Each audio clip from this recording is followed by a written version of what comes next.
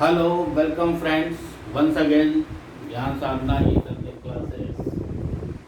देखिए हम लोग बायो सेवर्ट लॉ में पढ़ रहे थे और उसमें भी हम लोग क्या पढ़ रहे थे, सर्कुलर करंट बेरिंग कॉइल। और दूसरी चीज पढ़ रहे थे हम लोग, उसमें आर्क का भी पढ़ा था और उसके बेस पर क्वेश्चन भी कराए थे, कई तरीके के बताए थे। आज हम लोग ये 3 क्वेश्चंस को और कर लेते हैं ताकि अपने को समझ में आ जाए कि कैसे करना है। ठीक है ना। तो इसमें देखो भाई, पहला जो क्वेश्चन है इसमें क्वाइल दिया हुआ है या लूप दिया हुआ, कुछ भी समझे आप। इसमें I1 करंट फ्लो है। मान लो इसकी रेडियस कितनी है, R। दोनों की रेडियस कितनी दे रखी है, R रेडियस दे रखी है। ठीक है बेटा। करंट दोनों में I1 I2 दे रखा है। इसको मान ले 1, इसको मान ले 2। क्लियर है। हमको इसके सेंटर पे मैग्नेटिक फील्ड चाहिए, कितनी होगी, O पॉइंट। दोनों कॉइल की वजह से होगी। अच्छा, एक वाले की वजह से कहाँ होगी, ऊपर की तरफ। ये मान ले B1। ठीक है बेटा। ठीक। दूसरा क्या है, ऐसे कॉइल है B2, इस डायरेक्शन में होगा। तो इस कंडीशन में जो B नेट होगा कितना हो जाएगा, B1 square plus B2 square का अंडर। समझ में आया कि नहीं? क्योंकि दोनों परपेंडिकुलर है। इन दोनों का रिजल्टेंट निकालना वेक्टर क्वांटिटी है, तो वही चीज करना पड़ेगा। अब B1 की वैल्यू इसमें अगर देखी जाए तो क्या आएगा, mu naught I1 upon 2R1 या 2R, जो भी समझ में। ठीक है। B2 इक्वल टू कितना आ जाएगा, mu not I2 upon 2R। अगर R1 R2 है तो अलग अलग कर लो भाई, अलग अलग मान लेते हैं। इन दोनों में रखेंगे, स्क्वायरिंग करेंगे तो इसमें रखने पर क्या होगा, म्यू नॉट 2 तो कॉमन निकल आएगा, म्यू नॉट 2 कॉमन निकल आएगा। अगर R1 R2 भी बराबर हैं तो 2R बाहर आ जाएगा। अंदर में क्या आएगा भाई, I1 square plus I2 square. ये तुम्हारी B नेट हो जाएगी। ठीक है बेटा। अगर इसकी डायरेक्शन की बात करोगे तो डायरेक्शन भी निकाल सकते हैं, कितना B1 से बनाएंगे बेटा। ठीक है। तो ये पहला क्वेश्चन था। अब एक बार दूसरे क्वेश्चन में चलते हैं। ये सर्कुलर आर्क दिया हुआ है, ठीक है, नोट हो गया होगा रफ कर। एक सर्कुलर आर्क दिया हुआ है, इसके ऊपर हम लोग मैग्नेटिक फील्ड निकालना है सेंटर से। ठीक। अब इसमें मान लो करंट कितनी फ्लो हो रही है, I फ्लो हो रही है। सब जगह I मान लिया, पूरे ग्रुप में I फ्लो हो रही है। अच्छा, अब इसमें एक चीज देखो डायग्राम से, ये इसकी एक्सिस पे पड़ रहा है। अगर इसको मान ले 1 पार्ट, इसको 2, इसको 3, इसको 4, अलग अलग पार्ट मानने पड़ेंगे। तो देखो 2 और 4 की वजह से तो 0 होगा, क्योंकि इसी वायर के एक्सिस पर ही पड़ रहा है ना, ऑन द वायर एक्सिस। इसका मतलब B2 और B4 की वैल्यू 0 हो जाएगी। पहली चीज तो ये हो गया, यानी कि B नेट अब किसके बराबर होगा, 1 वाले की वजह से और 3 वाले की वजह से। अच्छा, फार्मूला क्या था भाई साहब, mu naught I theta upon 4πr, ये था ना सर्कुलर आर्क की वजह से। तो ये वाला है 60 डिग्री एंगल बना रहा है, इस भी 60 बना रहा है, लेकिन दोनों की रेडियस, इसकी R है, इसकी 2R है। तो इसका मतलब B1 की वैल्यू जो होगी, mu naught I upon 4πr। अब थीटा कितना हो जाएगा भाई, 60 डिग्री है, इसको रेडियन में बदलो। 60 डिग्री को रेडियन में बदला तो क्या होगा, 2π/360 या π/180। ये काटा 6 यानी कि π/3, तो रेडियन आ गया, रख दो यहाँ पे π/3। ठीक। तो कितना आ जाएगा भाई B1, म्यू नॉट I, पाई से पाई कैंसिल, 12R आया कि नहीं आया B1। अच्छा, इसकी डायरेक्शन किधर आएगी, बाहर की तरफ, यानी कि डॉट में आ जाएगी। ये आ गया B1। ठीक है बेटा। इसी तरीके से B2 निकालेंगे, BT क्या होगा, mu not I, current same है, 4 pi into 2R into theta की जगह फिर पाई/3। ठीक है, क्लियर। अब इसमें अगर देखें तो पाई से पाई फिर गया, तो अब इसमें कितना हो जाएगा, म्यू नॉट आई 4 3 जा 12, 12 2 जा 24R। समझ में आएगी नहीं मेरी गणना बात, ठीक है। चलिए, अब इसकी वजह से डायरेक्शन क्या होगी, इनटू द पेज यानी कि क्रॉस में। अब देखो B1 की डायरेक्शन आउटवर्ड, B2 की डायरेक्शन इनवर्ड, इसका मतलब B नेट क्या होगा, दोनों का डिफरेंस B1 माइनस B2। अब इसमें B1 ज्यादा होगा कि B2 ज्यादा होगा, यही से देख लो, यहाँ पे 12 है, यहाँ पे 24 है, तो डिनोमिनेटर में ये ज्यादा है ये कम है, इसका मतलब B1 minus B2। Resultant direction किधर होगी, इस तरफ की ओर, तो कितना हो जाएगा, mu not I upon R को कॉमन ले लो वैसा, 1/12 माइनस 1/24। इनको सब्ट्रैक्ट करोगे तो वही वैल्यू आ जाएगी, B net equal to mu not I upon 24R। भाई देखो 12 का डबल होता है ना, दैट विल बी आंसर। ठीक है बेटा, इसी तरीके से कई सारे स्ट्रक्चर होते हैं, आप करिएगा, प्रैक्टिस में करा दिए हमने, बाकी अपनी बुक्स वगैरह से देखिएगा, प्रैक्टिस प्रॉब्लम भी रहती है, ठीक है ना। आपको नहीं होगा तो इस पे एक बेस असाइनमेंट भी हम दे देंगे ताकि आप उसके क्वेश्चन को और प्रैक्टिस कर सको, ठीक है। तो बायो-सेवर्ट लॉ में ये हो गया। अच्छा हाँ, ये क्वेश्चन और है, ठीक है। एक इसमें मान लिया थिन शीट है, थिन शीट मतलब बहुत ही पतली मेटेलिक शीट है, इसमें करंट कितनी फ्लो हो रही है, आई करंट फ्लो हो रही है, ठीक है बेटा। हमको उसकी थिकनेस कितनी दे रखी है शीट की, जैसे मान लो नोटबुक है ये, ठीक है, नोटबुक है, उसकी विड्थ कितनी दी है A, इससे B डिस्टेंस पर P पॉइंट पर निकालना, जैसे थिन बिल्कुल इसमें करंट कितनी फ्लो हो रही है I, इसकी वजह से हमको P पॉइंट पे निकालना है। तो इसको निकालने के लिए सबसे पहले हम लोग क्या करेंगे, आई स्टडी करंट है, हर जगह आई करंट फ्लो होगी, तो इसमें हम लोग क्या मान लिए, एक सेक्शन मान लिए, कोई भी एक सेक्शन मान लिया, ठीक है बेटा। इसकी थिकनेस मान ली dx और इससे इसकी डिस्टेंस मान ली कितनी है, x है, क्लियर बेटा। तो स्ट्रेट वायर इनफाइनाइट है, तो स्ट्रेट वायर की कंडीशन लगा सकते हैं हम लोग। अब देखो इसमें dx एलिमेंट माना, ठीक है, हमको P पॉइंट पे मैग्नेटिक फील्ड निकालना है। अच्छा, अब ये एलिमेंट की वजह से मैग्नेटिक फील्ड क्या होगी बेटा, बताओ थोड़ा सा हमको भाई साहब। इसमें जो करंट होगी, टोटल करंट तो आई फ्लो हो रही है, ठीक है, तो आई डैश मान लिए, कितनी करंट मान ली 5, इसमें करंट कितनी मान ली, आई डैश फ्लो हो रही भाई, पूरे में आई फ्लो हो रही, तो इसमें मान लिया आई डैश, ठीक है। तो magnetic field due to element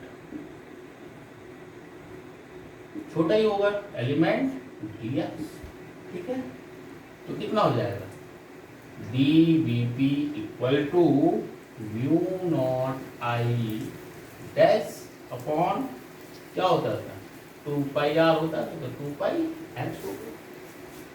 अब इसमें आई डैश की वैल्यू क्या होगी, ये हमको निकालना पड़ेगा, ठीक है। तो अब इसमें देखो, अब यहाँ पे देखना, जब A विथ है तो इसमें करंट फ्लो कितनी हो रही है, आई, बहुत तेज बारिश हो रही है हमारे यहाँ, दिन भर से हो रही, चल रही बारिश, तगड़ी बारिश, ठीक है ना।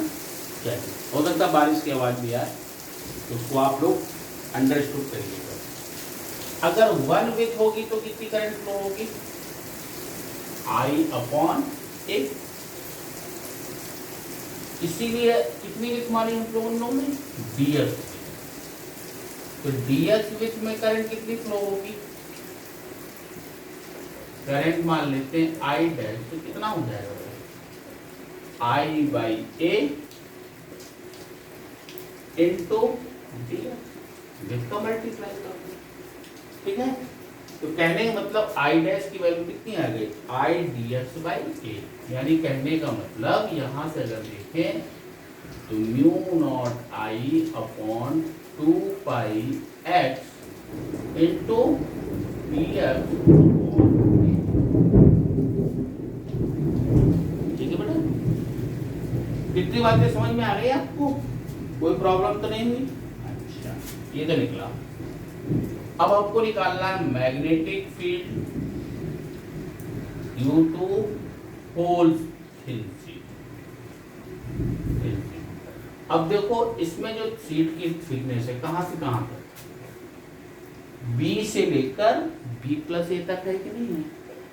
तो ये यहां तक माना, यहां तक कितनी थिकनेस है बी, यहां तक कितनी है बी प्लस ए।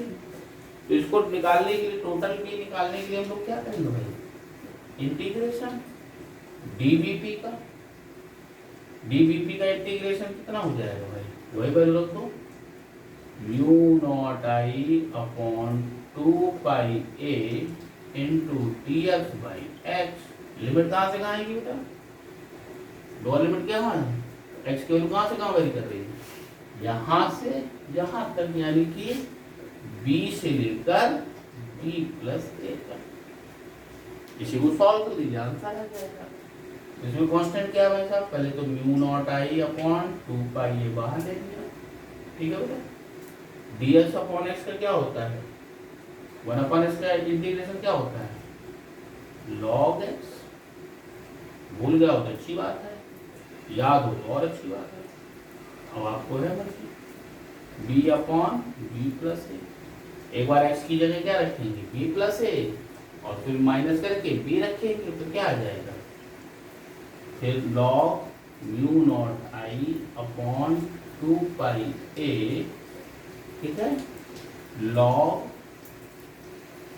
कितना हो जाएगा a plus B divided by B, that is the answer 3.8। किसकी वजह से, due to metallic thin conducting plate की वजह से, ठीक है बेटा। तो हम लोगों ने डिफरेंट स्ट्रक्चर के निकाले, थोड़ा सा अच्छा क्वेश्चन था, उसको आपको करा दिए।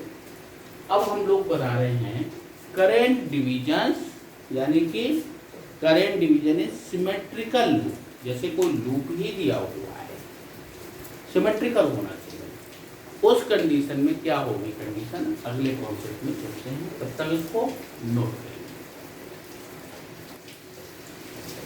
बेटा तो ये कॉन्सेप्ट समझ रहे हैं, current division is symmetrical loop. कोई भी सिमेट्रिकल हो, सर्कल हो, स्क्वायर हो, क्यूबाइड हो, कोई भी चीज है, ठीक है ना।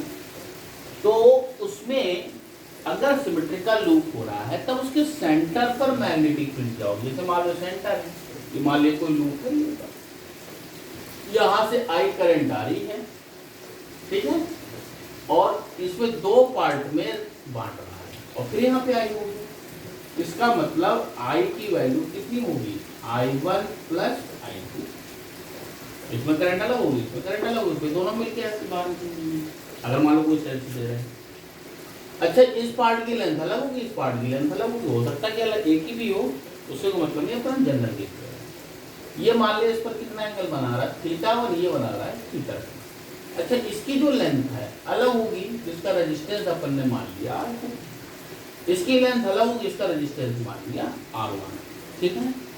तो अब इसमें हम लोग ने देखा कि जो I की वैल्यू है वो क्या होगी I1 प्लस I2, ठीक है।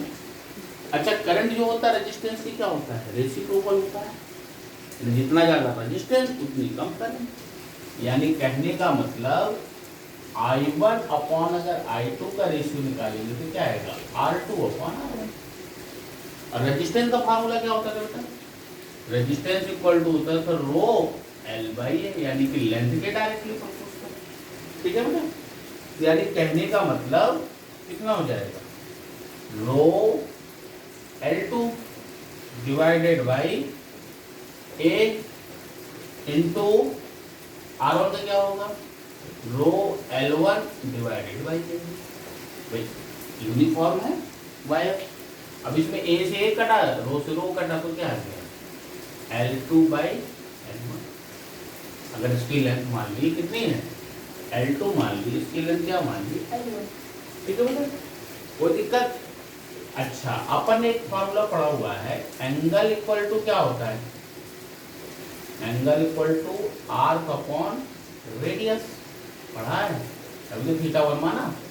तो यहाँ पे अगर देखा जाए तो थीटा 1 की वैल्यू किसके बराबर होगी, L1 by R, radius same है। थीटा 2 की वैल्यू कितनी हो जाएगी, L2 बाई आर। आर क्या है, ये रेडियस है, रेजिस्टेंस नहीं बेटा, ध्यान रखना, ठीक है ना। तो इसका मतलब I1 बाई I2 का जो रेशियो है वो कितना हो जाएगा, R2 by R1 equal to L2 by L1 equal to क्या है बताइए, थीटा 2 अपॉन L2 का कितना होगा, L2 का थीटा 2 इंटू R, और इसका क्या हुआ थीटा 1 इंटू आर, आर से आर कैंसिल। तो देखा जाए तो थीटा 1 थीटा 2 के रेशियो में होगा, थीटा 1 थीटा 2 बराबर है तो बराबर हो जाएंगे। तो अब इन दोनों रिलेशन से अगर देखा जाए, आर से आर क्या हो जाएंगे कैंसिल। तो अगर यहाँ से देखा जाए तो I1 theta 1 equal to I2 theta 2, ये चीज होनी चाहिए। अगर थीटा 1 की वैल्यू कम होगी तो I1 ज्यादा होगा, अगर थीटा 2 की वैल्यू ज्यादा होगी तो I2 कम होगा, उतनी ज्यादा लेंथ होती जाएगी। ठीक है, क्लियर बेटा। अब इसमें अगर हम लोग 1 और 2 की वजह से डायरेक्शन निकालें, मान लीजिए वायर 1 था, ये मान लीजिए 2 है, तो अगर इसमें B1 B2 निकालें तो ये कॉन्सेप्ट ध्यान रखिएगा, है ना, थोड़ा इसी का यूज अपने पास होगा। अच्छा, B1 का फार्मूला क्या होता था, ड्यू टू आर की वजह से B0 का, B1 का mu naught I1 theta 1 upon 4 पाई रेडियस तो आ रही है, डायरेक्शन बाहर की तरफ। सिमिलर वे में B2 कितना होगा बेटा, mu not I2 theta 2 upon 4 pi R. अच्छा, अब इसमें देखो I1 थीटा 1 और I2 थीटा 2, इसकी उसकी डायरेक्शन क्या होगी, इनवर्ड। समझ में आ रहा है कि नहीं आ रहा? तो इसमें अब क्योंकि I1 थीटा 1 तो बराबर है, अगर हमको नेट फील्ड निकालनी है तो नेट फील्ड अगर निकाला जाए इसमें, जैसे नेट फील्ड निकालना है, नेट फील्ड निकालना है एट द सेंटर पे, तो क्या आएगा बेटा, थोड़ा बताइए हमको। B इक्वल टू, एक को घटाएंगे B1 माइनस B2 या B2 माइनस B1, जो भी करो। तो अब इसमें देखो तो बाकी सब चीजें तो कॉमन निकल आएंगी, म्यू नॉट आई बांध दे रखो, 4 पाई आर कॉमन, अंदर क्या आएगा I1 theta 1 minus I2 theta 2। अच्छा, ये दोनों वैल्यू तो बराबर ही है, इसका मतलब नेट फील्ड कितना हो जाएगा सेंटर इक्वल टू, ये कोई भी एंगल बना रहा हो, इसकी मैग्नेटिक फील्ड हमेशा सेंटर पे जीरो, चाहे वायर पे करंट ऐसे आ रही हो चाहे ऐसे आ रही हो, अगर लूप सिमेट्रिकल है तो नेट मैग्नेटिक फील्ड जीरो होना है। कैसे जीरो होना, वही चीज अपन ने प्रूव करी, नोट कर लीजिए। एक पॉइंट जिसमें इंपॉर्टेंट पॉइंट आपको नोट करने का बता देती हूँ। तो हम लोग ने क्या पॉइंट्स निकाला कि magnetic field at the centre of geometrically symmetric loop, geometrically symmetry होना चाहिए, ठीक है ना, इज ऑलवेज जीरो। इसमें कंडीशन है कि वायर मस्ट बी यूनिफॉर्म, इनकी रेडियस है ना, मटेरियल, ये सब सेम होना चाहिए तभी जीरो होगा। यानी कि अब इसमें हम लोगों ने देखा है पॉइंट्स, इसको रफ कर रहे बेटा है कि किसमें किसमें लूप में जीरो होगा, सिमेट्रिकल लूप। देखो है ना, हर टाइप का सिमेट्री। जैसे मान लो ये सर्कुलर लूप है, करंट यहाँ से आ रही है, यहाँ जा रही है, तो इसका सेंटर पे क्या होना है, 0। ठीक है ना, क्लियर। इसका मतलब बी जो लूप की वजह से होगा वो क्या होगा, 0। अब क्योंकि इसी के एक्सिस पर भी पड़ रहा है, तो अगर ड्यू टू वायर भी देखेंगे तब भी क्या होगा, 0, यानी कि नेट मैग्नेटिक फील्ड क्या हो जाएगी, इसकी वजह से 0 है ही है, इस वायर के एक्सिस पे पड़ रहा था, इसका नेट मैग्नेटिक फील्ड कितना हो गया, 0 हो गया। ठीक, सिमिलर वे में अगर ट्राइंगल बना है, जैसे सपोज दैट ट्राइंगल बना है, ये भी सिमेट्री है।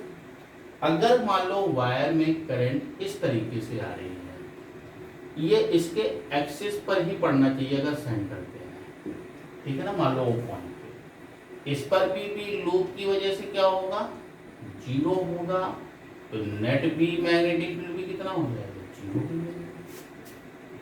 इसके अंदर कुछ भी करंट उससे मतलब नहीं है, ठीक है। लेकिन अगर मान लो यही ट्राइंगल होता, अगर मान लो करंट ऐसे आ रही होती, सपोज दैट मान लो यहाँ पे निकालना होता, तब लूप की वजह से तो 0 होगा, ये ध्यान रखना कि लूप की वजह से 0 होगा, बट नेट मैग्नेटिक फील्ड 0 नहीं होगी। समझ में आ रहा है कि नहीं आ रहा, इसकी वजह से 0 होगा, लेकिन अब इस वायर के एक्सिस पे नहीं पड़ रहा, इस पे पड़ रहा था लेकिन इस पे नहीं पड़ रहा, इसलिए नेट फील्ड तो 0 नहीं होगी। अगर मान लो सिमेट्रिकल लूप नहीं है, जैसे मान लिया सिमेट्रिकल लूप नहीं है, जैसे मान लो एक टाइप का स्ट्रक्चर हम बना रहे हैं, देखिएगा, अगर मान लो इस टाइप का लूप बना हुआ है, ठीक है, यहां से करंट आ रही है और इसमें एक करंट यहां जा रही है, मान लो इसकी ये सेंटर पे निकालना है, ठीक है ना, क्लियर है बेटा। इस केस में लूप की वजह से 0 नहीं होगा, क्योंकि सिमेट्रिकल नहीं है दोनों तरफ, ठीक है, और इसके एक्सिस पे पड़ने के बावजूद भी नेट मैग्नेटिक फील्ड भी 0 नहीं होगी। क्लियर है, क्यों, जब इसकी वजह से 0 नहीं है तो नेट मैग्नेटिक फील्ड इसकी वजह से तो होगी ना।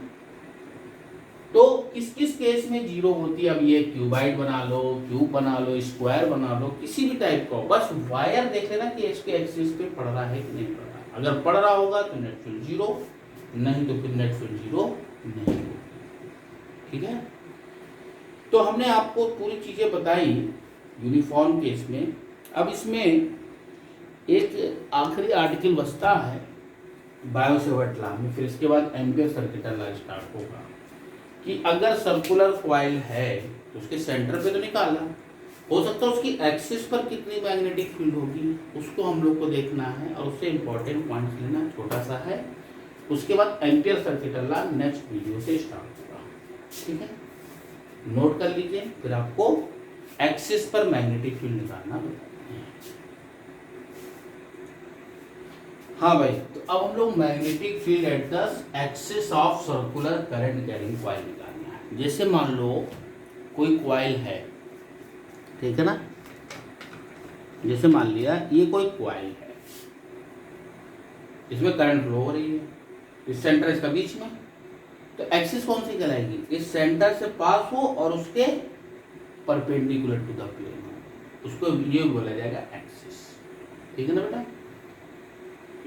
अब सेंटर से पास होने तो डायमीटर भी होती है, लेकिन डायमीटर को एक्सिस नहीं बोलेंगे, एक्सिस किसको बोला जाएगा, जैसे पंखा चल रहा है तो पंखा चलने में उसको रॉड होती है, वो रॉड को क्या बोलेंगे, एक्सिस बोलेंगे, जैसे एक्सियल वेक्टर वगैरह था उसी टाइप का, ठीक है ना बेटा। तो अपन ने कोई कॉइल मान ली, मैग्नेटिक फील्ड है, निकालना है, ये मान लो कॉइल, इसमें मान लिया कि करंट फ्लो हो रही है, इसमें मान लिया कितनी करंट फ्लो हो रही है, आई, ऐसे बना दिए कॉइल, ठीक है, ये इसकी रेडियस कितनी है, आर। हमको मान लो कि इस पी पॉइंट पर मैग्नेटिक फील्ड निकालना है, ये सेंटर हो गया, ठीक है, कितनी डिस्टेंस पर है, एक्स डिस्टेंस पर है।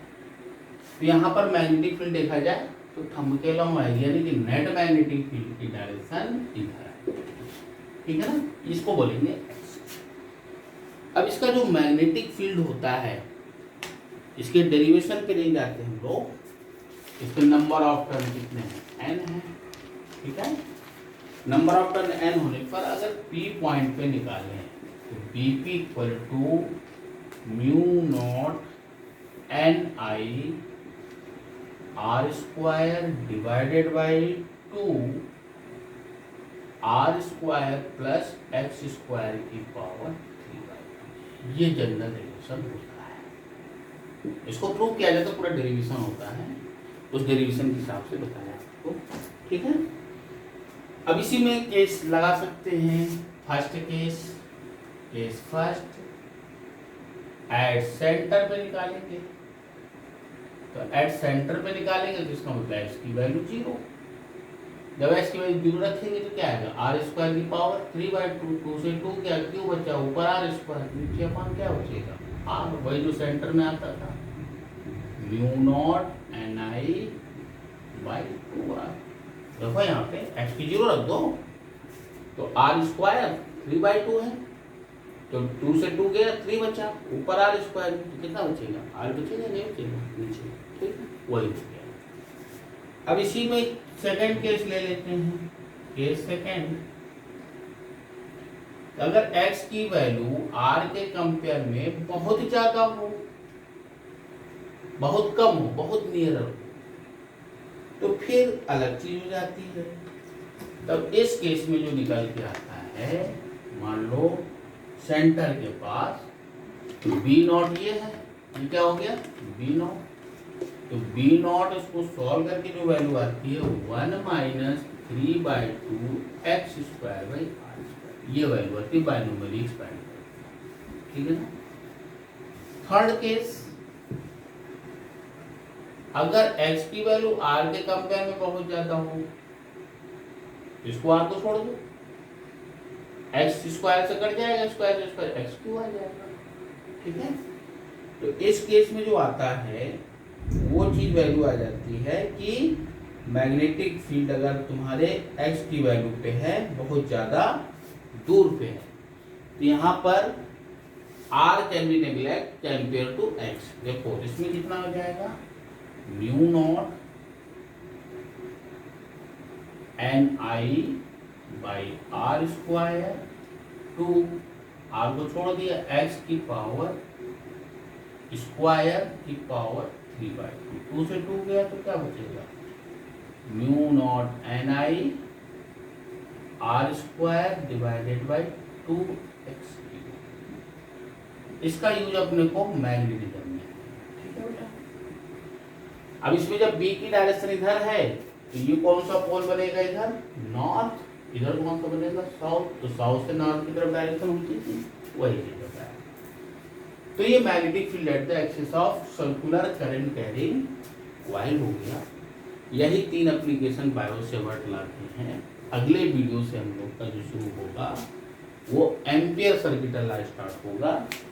ये भी कूलॉम्स लॉ जैसे इलेक्ट्रोस्टैटिक में पढ़ा है, फिर अपन ने गॉस लॉ पढ़ा हुआ था, उसी हिसाब से ये बायो सेवर्ट लॉ समझ सकते हो कूलॉम्स लॉ के तरीके से, और जो गॉस लॉ है वो चीज आप मान सकते हैं Ampere circuit law. It is the modern method to find out magnetic field due to single wire, collection of wire, कई सारे, तो उसके कई सारे एप्लीकेशन है, तो ब्रॉड एप्लीकेशन, ठीक है।